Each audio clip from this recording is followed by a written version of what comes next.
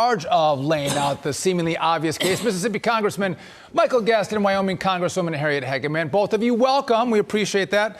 Harriet, I'm going to come to you first. So, as the House puts together a strategy, how are you going to put together your evidence? What do you want to present to the Senate? Well, I think it's very clear that we need to focus on the liability, and then we focus on the injury. I'm a trial attorney, and that's the way I'm going to look at it.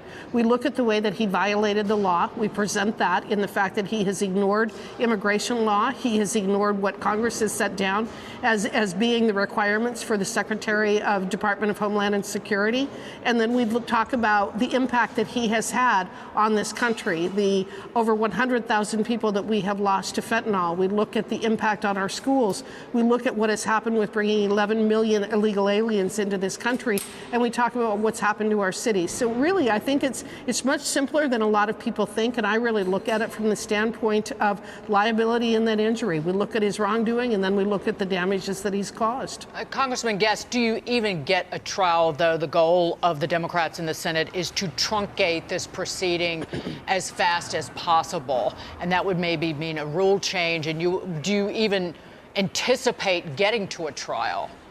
You know, we're hopeful that the Senate will do the right thing. I think if the Senate comes in and summarily dismisses the articles of impeachment, I think the American people will hold the Democrats accountable. I think we need to follow the path that we saw under Donald Trump, follow the path that we saw under Bill Clinton. The articles of impeachment will be presented. The Senate will be sworn in. Secretary Mayorkas will be given a time period in which he can respond in writing to the articles of impeachment. We have the opportunity to respond.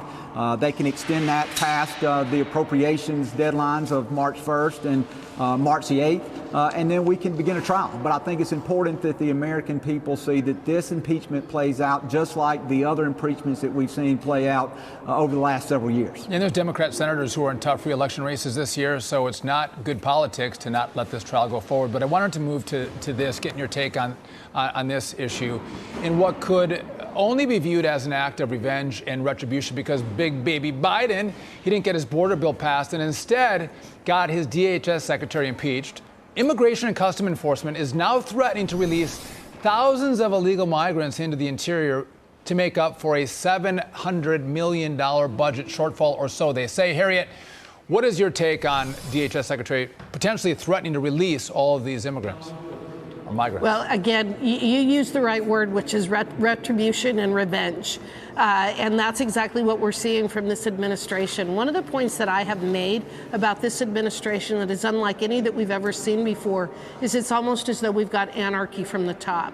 We have an administration that has gone to war with the American people. Whether you are Republican, Democrat, or Independent, nobody believes that what's happening with our borders is how they should be managed. And so just simply threatening that they're going to release an additional hundreds of thousands of people into the interior of the country, they're already doing that. And the other thing that I think is very important for people to understand is Venezuela is emptying their prisons and sending those folks north. That's why we're seeing the incredible crime waves in our big cities such as New York City. We are importing our own demise, and it is because of Joe Biden and Mayorkas. They are violating the law. They need to be held to account, and that's what the American people want. Ironically, this was the reason, Congressman Guest, one of the reasons that Mayorkas was impeached is because he directed the release of millions of inadmissible aliens into the country. He abused the statute following allowing for parole, and then oversaw more than 1.7 million paroles. This is Mark Green's editorial that was in the Wall Street Journal yesterday.